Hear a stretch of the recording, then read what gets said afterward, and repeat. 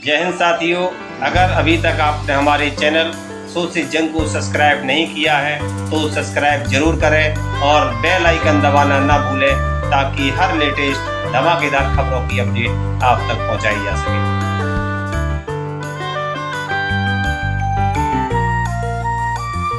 मैं धरती के तमाम माताओं, बहनों, किसान, मजदूर भाइयों और नौजवान साथियों से कहता हूं कि इस ऐतिहासिक शुरुआत को आपको करना पड़ेगा और आपको यह समझना होगा कि आज हम किस परिस्थिति में जाकर के खड़े हैं। आप देश के किसी भी इलाके में जाकर के घूम करके देख लीजिए, हर जगह एक बार फिर से भाजपा का प्रचार शुरू हो गया है।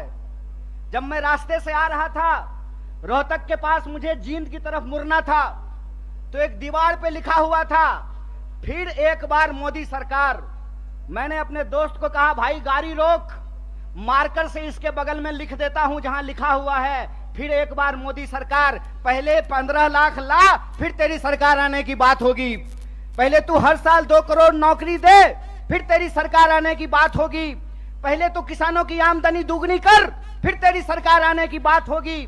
पहले तू हरियाणा, जिसको बेरोजगारी में तू 1 नंबर बना दिया है, यहां रोजगार में 1 नंबर हरियाणा को बना, फिर तेरी जो है सरकार आने की बात होगी। हमारी सरकार नहीं है हरियाणा में, लेकिन श्रीमान भूपेंद्र हुड्डा साहब जब हरियाणा के मुख्यमंत्री थे, और मैं कहता हूं खाए हुए शरीर और नहाए हुए शरीर को गवाही की जरूरत नहीं होती है। आप बहादुरगढ़ के जितने इंडस्ट्रीज लगे हुए हैं वहां से चलना शुरू कीजिए जींद की तरफ, आपको रास्ते में फुटवियर पार्क मिलेगा। मिलता है कि नहीं मिलता है? एशियन पेंट की फैक्ट्री मिलती है कि नहीं मिलती है? दोनों तरफ छोटे कल कारखाने मिलते हैं कि नहीं मिलते हैं? ये सब हुड्डा साहब का दिया हुआ है। और मैं आपको याद दिलाता हूं, 5 किलो चावल पे खुश मत होना मेरे दोस्तों। आपका हक था कि सबको 100 गज जमीन देने की भी बात है तो इस सरकार से पूछना चाहिए कि जमीन कहां है। भाजपा की बांटने वाली राजनीति को आपको समझना पड़ेगा। आपको यह समझना पड़ेगा कि भाजपा की राजनीति नफरत पे चलती है, भाजपा की राजनीति बेईमानी पे चलती है, भाजपा की राजनीति लोगों को आपस में लड़ा करके लूटने पे चलती है। दरअसल भाजपा का इतिहास इस देश से गद्दारी का इतिहास है। इस बात को याद रखिएगा, इस बात को याद रखिएगा कि भारतीय राष्ट्रीय कांग्रेस महात्मा गांधी की पार्टी है जो हंसते हंसते अपने सीने पे गोली खा लिए थे, और भाजपा का इतिहास नाथूराम गोडसे का इतिहास है। इस बात को याद रखिएगा। और इसीलिए मैं आपको कहता हूं कि जिस तरीके से अंग्रेज हमारे साथ करते थे, फूट डालो और राज करो, उसी तरह से भाजपा आज कर रही है, फूट डाल रही है और इस देश पे राज कर रही है। मैं आपसे एक सवाल पूछना चाहता हूं, आज 10 साल भाजपा की राजनीति को होने को है, 9 साल देश में भाजपा की राजनीति पूरी हो चुकी है। हरियाणा का चुनाव भी लोकसभा चुनाव के वक्त में होता है, लोकसभा चुनाव के ठीक बाद होता है। आज 9 साल पूरे होने को हैं। मैं सवाल आपसे पूछता हूं, और मैं बाहर से आकर के आपको यह बात समझाने वाला नहीं हूं। आपको यह बात अपने सीने पे हाथ रख करके समझना पड़ेगा कि भाजपा यहां आकर के कौन सी राजनीति की शुरुआत की। भाजपा यहां आकर के 35 बिरादरी और 36 बिरादरी करना शुरू किया कि नहीं किया? हाथ उठा करके बताइए, किया कि नहीं किया? किया ना? तो मैं नड्डा से एक सवाल पूछना चाहता हूं, मैं देश के प्रधानमंत्री से एक सवाल पूछना चाहता हूं, मैं जय शाह के पप्पा से एक सवाल पूछना चाहता हूं कि दुष्यंत चौटाला को बगल वाली कुर्सी पर बिठा करके कौन सा 35 बिरादरी 36 बिरादरी कर रहे हो बे? कौन सी 36 बिरादरी 35 बिरादरी कर रहे हो? खेला करते हो? खेला?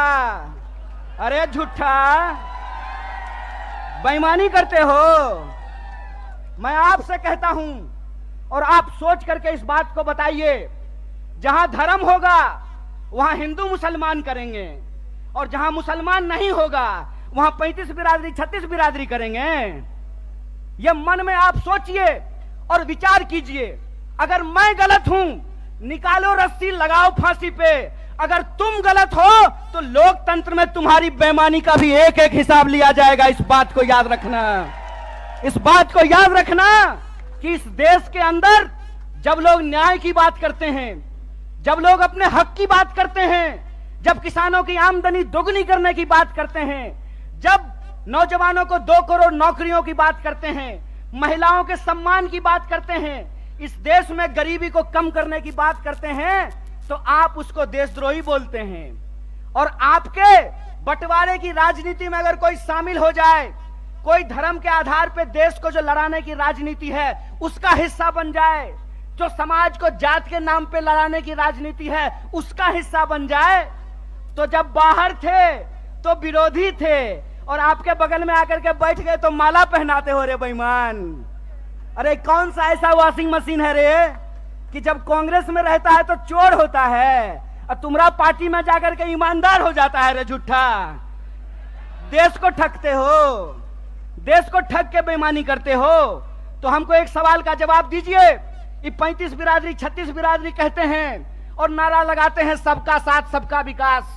अगर सबका साथ सबका विकास नारा है तो हरियाणा में 35 बिरादरी 36 बिरादरी कौन कर रहा है? भाजपा इस सवाल का जवाब दे। ये सवाल मैं पूछना चाहता हूं। और मैं ये सवाल पूछना चाहता हूं कि हरियाणा के इस तरफ पानीपत में सोनीपत में 35 बिरादरी 36 बिरादरी, यमुना जी के उस पार 35 बिरादरी 36 बिरादरी नहीं।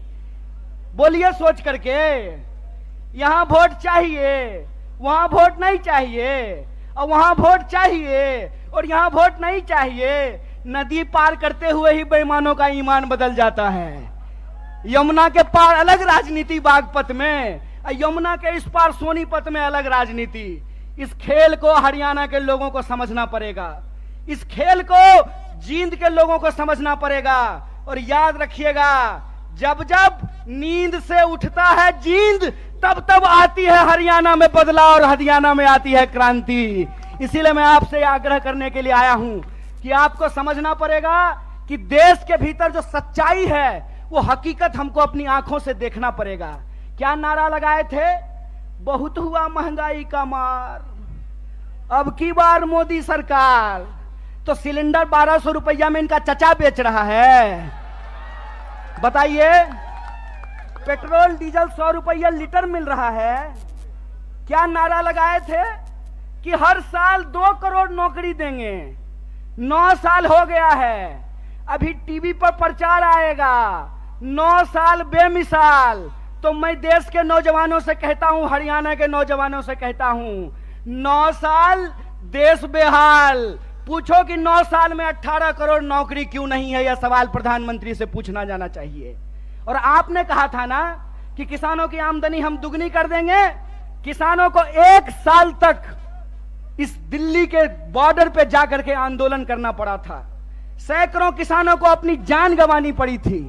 और ये जिसका जिसका नाम लेते हैं ना, उसके साथ बेईमानी करते हैं। 9 साल दोस्त बेमिसाल, 9 साल देश बेहाल। यह सच्चाई देश के लोगों को समझना पड़ेगा। पहले किसानों को ठगा, फिर जवानों को ठगा। बोलिए, अग्निवीर आया है कि नहीं आया है? आया है ना। तो एमपी बनेगा 4 साल के लिए, एमपी बनेगा 5 साल के लिए, अग्नि बनेगा 4 साल के लिए। बोलिए बेईमानी है कि नहीं है? है ना। तो आप जींद के लोग हैं ना, कड़कड़ा के बोलिए बेईमान को बेईमान, चोर को चोर बोलिए, बेईमान को बेईमान बोलिए। हमारा लोकतंत्र का अधिकार, ये हमारा ईमान है कि बेईमान को बेईमान बोलेंगे। अगर प्रधानमंत्री 5 साल का हो सकता है तो सिपाही 4 साल के लिए क्यों होगा? अगर एमपी को पेंशन मिल सकता है तो बेल्ट की नौकरी करने वाला कांस्टेबल को पेंशन क्यों नहीं मिलेगा? ये सवाल पूछिए।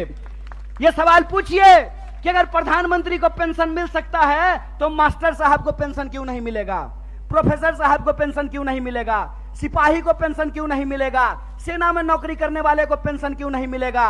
और मैं अपने बड़े भाई दीपेंद्र साहब के सामने आपसे वादा करता हूं, कांग्रेस का हाथ मजबूत कीजिए, भारतीय राष्ट्रीय कांग्रेस को लेकर के आइए। हमने हिमाचल में ओल्ड पेंशन स्कीम लागू किया है, हरियाणा में भी ओल्ड पेंशन स्कीम को लागू करेंगे। इस बात को याद रखिएगा। इसीलिए हम कहते हैं कि यह देश एक बदलाव चाहता है। हम मानते हैं कि आपको हमसे कुछ नाराजगी होगी। कई बार माँ बाप को भी अपने बच्चे से नाराजगी हो जाती है, लेकिन माँ बाप अपने बच्चे को उठा करके डस्टबिन में नहीं फेंक देते हैं। क्या माता जी? फेंक देते हैं। तो भारतीय राष्ट्रीय कांग्रेस आपकी पार्टी है। और भारतीय राष्ट्रीय कांग्रेस का मुद्दा आपका मुद्दा है। और हम देश के प्रधानमंत्री नहीं हैं कि झूठ बोलेंगे आकर के आपको जबरदस्ती कहेंगे कि हमारा जींद से बहुत पुराना नाता है।